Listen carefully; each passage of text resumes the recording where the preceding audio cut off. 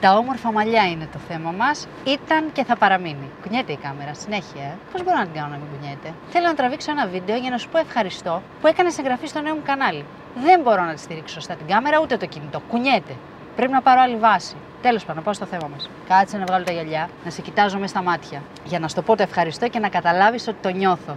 Γιατί δεν το θεωρώ δεδομένο. Γύρω στους 50 κάτι ανθρώπους μαζευτήκαμε μάνι από χθες το απόγευμα στο νέο μου κανάλι στο YouTube. Εκεί θα φιλοξενώ και θα σου παρουσιάζω τα νέα Beauty Blender με συμβουλές για τα μαλλιά και για να σε βοηθήσω να αποκτήσεις τα μαλλιά που ονειρεύεσαι.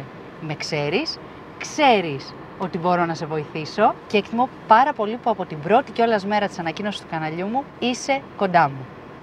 Αγάπησες τα Beauty Blender, σου δώσανε βοήθεια για τα μαλλιά σου, πήρες συμβουλές, πήρες πληροφορία και αυτό θα συνεχίσω να κάνω για σένα.